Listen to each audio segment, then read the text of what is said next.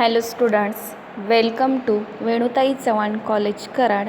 Today we see the statement of affairs. पाठीमागील लेक्चरला आपण single entry सिस्टीमची तयारी पाहिलेली आहे. यानंतर आपण एक्झाम्पल सोडवत असताना कोणती प्रोसेस करावी लागेल, फर्स्ट स्टेप कोणती आहे ते पाहूया. त्याच्यामध्ये प्रथम तुम्हाला स्टेटमेंट ऑफ अफेअर्स तयार करून घ्यावे लागते. म्हणजेच त्याच्यामध्ये ओपनिंग बॅलन्स शीट आणि क्लोजिंग बॅलन्स शीट तयार करावी लागते. जी काही इन्फॉर्मेशन एक्झाम्पलमध्ये दिलेली आहे त्याच्यावरून तुम्ही ओपनिंग आणि क्लोजिंग बॅलन्स शीट काढणार आहात. फर्स्ट 1 एप्रिल जे काही ज्या काही असेट्स आणि लायबिलिटीज दिलेल्या आहेत ते तुम्ही बॅलन्स शीटमध्ये मांडून घ्यावयाच्या आहेत. फर्स्ट लायबिलिटीज साईडला कोणकोणते पॉईंट्स घेतो आपण, तर सन्ड्री क्रेडिटर्स देणेकरी, बिल्स पेएबल म्हणजे बिल आपण जे देणं आहोत ते, आउटस्टँडिंग एक्सपेन्सेस जादाचा झालेला खर्च, बँक ओव्हरड्राफ्ट म्हणजे बँकेने जी काही अधिकर्ष सवलत दिलेली होती ती आपण रिटर्न करणार आहोत. त्याचबरोबर बँक लोन, बिझनेससाठी तुम्ही काही बँक लोन घेतलेलं असेल तर ते लायबिलिटीजमध्ये येते. म्हणजे याच्यामध्ये जे काही देणं आहे ते आपण लायबिलिटीज साईडला घेणार आहोत. कॅपिटल, हे कॅपिटल कधी येणार आहे, ज्यावेळेस तुम्ही असेट्स आणि लायबिलिटीज साईडची टोटल करणार आहात त्यावेळेस असेट्सची टोटल जास्त आणि लायबिलिटीची जी काही कमी टोटल येणार आहे ती असेट्स मायनस लायबिलिटीज केल्यानंतर जी अमाऊंट येणार आहे ती कॅपिटल म्हणून आपण लायबिलिटीज साईडला लिहिणार आहोत. नेक्स्ट असेट्स साईडला पुढचे अकाउंट्स घेतात ते म्हणजे cash in hand, cash at bank म्हणजे आपल्याकडे रोख रक्कम जी आहे ती, त्याचबरोबर बँकेमध्ये आपली काही कॅश असेल तर ती आपली मालमत्ताच आहे. सन्ड्री डेटर्स म्हणजे येणेकरी, आपल्याला पैसे कोणाकडून तरी मिळणार आहेत ते आपण असेट्समध्ये रेकॉर्ड करणार आहोत. Bills receivable, stock in trade म्हणजे जो काही स्टॉक असेल, बिल्स आपल्याला मिळणार आहेत किंवा मिळालेले आहेत ते आपण असेट्समध्ये घेणार आहोत. प्रीपेड एक्सपेन्सेस, आपण जादाचा केलेला खर्च म्हणजे ती आपली मालमत्ता आहे. फिक्स्ड असेट्स म्हणजे असेट्स फिक्स्ड कोणत्या आहेत, प्लांट अँड मशिनरी, फर्निचर असेल, बिल्डिंग असेल ती आपण असेट्समध्ये घेणार आहोत. याच्यानंतर असेट्स मायनस लायबिलिटीज करून जी काही अमाऊंट येईल त्याला आपण ओपनिंग कॅपिटल म्हणून लायबिलिटीज साईडला लिहिणार आहोत. सेम त्याच पद्धतीने क्लोजिंग बॅलन्स शीटसुद्धा आपल्याला तयार करावी लागणार आहे. आपल्याला statement of profit or loss बनवताना क्लोजिंग कॅपिटलची आणि ओपनिंग कॅपिटलची आवश्यकता आहे. क्लोजिंग बॅलन्स शीट म्हणजे कसली, तर जे काही 31 मार्चचे तुम्हाला बॅलन्स दिलेले आहेत, लायबिलिटीज असतील, असेट्स असतील, ते आपण याच पद्धतीने रेकॉर्ड करून क्लोजिंग कॅपिटल काढणार आहोत. नेक्स्ट ओपनिंग आणि क्लोजिंग बॅलन्स शीट तयार झाल्यानंतर आपल्याला statement of profit or loss for the year ended तयार करावे लागते.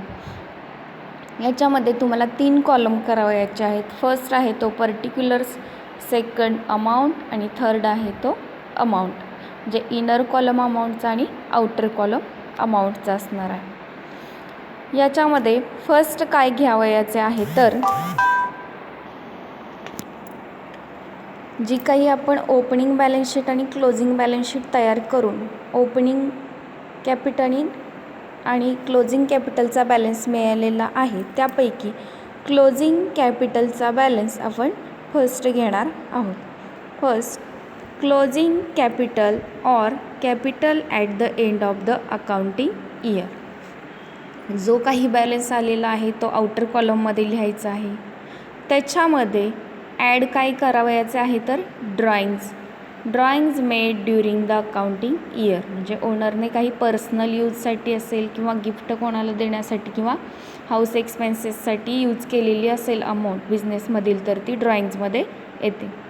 इन कॅश इन काइंड म्हणजे वस्तूच्या स्वरूपात आणि रोखीच्या स्वरूपात असेल तर ती दोन पद्धतीची असेल तर इनर कॉलममध्ये म्हणजे पहिल्या अमाऊंटच्या कॉलममध्ये अमाऊंट घ्यायची आणि त्याची टोटल आउटरला घ्यायची.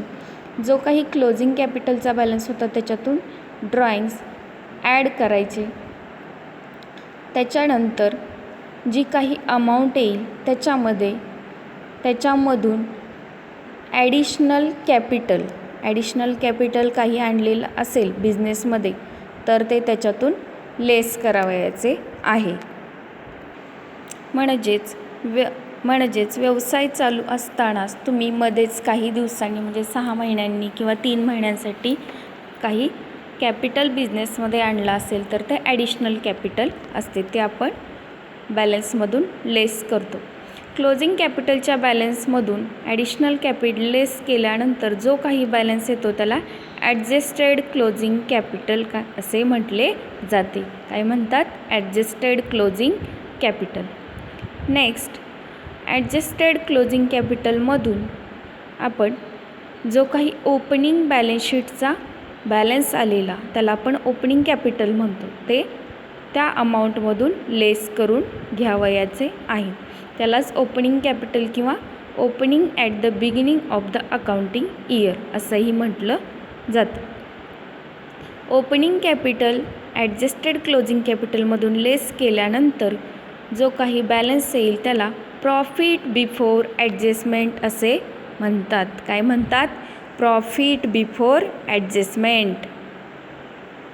नेक्स्ट, या प्रॉफिट बिफोर ॲडजस्टमेंटच्या अमाऊंटमध्ये आता आपण फर्स्ट ज्या काही ॲडजस्टमेंट दिलेल्या आहेत त्यापैकी ॲडच्या ॲडजस्टमेंट आहेत त्या करून घ्यावयाचे आहेत. First, income and gains during the accounting year, म्हणजे ज्या ज्या गोष्टीतून आपला प्रॉफिट किंवा इन्कम झालेला आहे त्या आपण फर्स्ट ॲड करून घेणार. त्याच्यामध्ये इंटरेस्ट ऑन ड्रॉइंग्स म्हणजे प्रोप्रायटरने स्वतःसाठी जी काही अमाऊंट वापरलेली होती त्याच्यावरती जे व्याज आकारलेला आहे तो बिझनेसचा प्रॉफिट आहे तो ॲड करणार. इंटरेस्ट ऑन इन्व्हेस्टमेंट म्हणजे आपण काही गुंतवणूक केलेली असेल बिझनेस थ्रू तर त्याच्यावरचं व्याज म्हणजे बिझनेसचा प्रॉफिट तो सुद्धा ॲड करायचा. प्रीपेड एक्सपेन्सेस म्हणजे नेक्स्ट इयरसाठी किंवा तुम्ही अगोदरच एखादा खर्च केलेला असेल, आवश्यकता नसताना सुद्धा जास्त केलेला असेल तो खर्च, प्रीपेड म्हणजे अगोदरच दिलेला आहे तो सुद्धा या वर्षीच्या स्टेटमेंटमध्ये स्टॉक किंवा कॅश म्हणून ॲड केली जाणार आहे.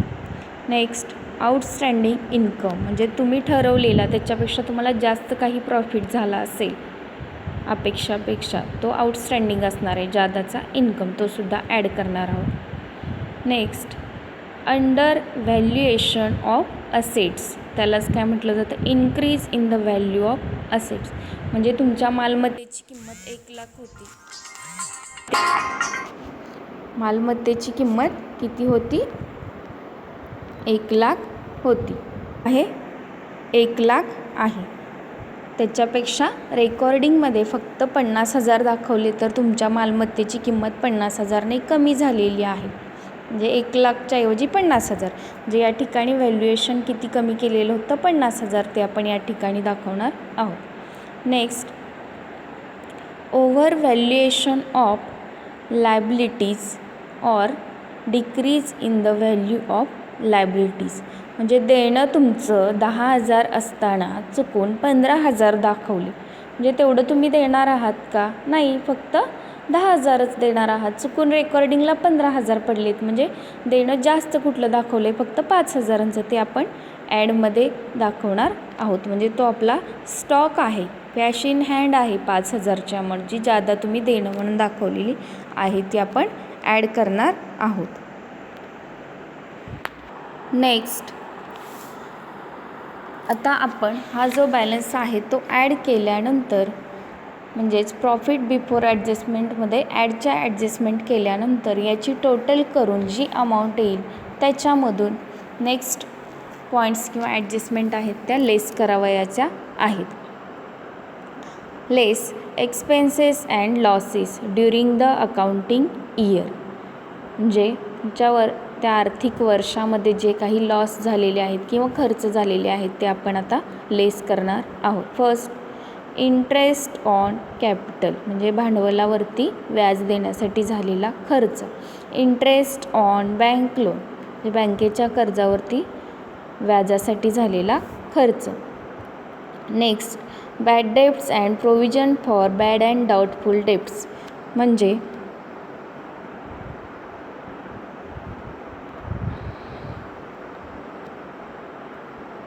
बुडीत कर्जासाठी, म्हणजेच बुडीत कर्जामुळे आपला झालेला loss. Depreciation on fixed assets, म्हणजे मालमत्तेचा झीज खर्च, हा सुद्धा एक खर्चच आहे.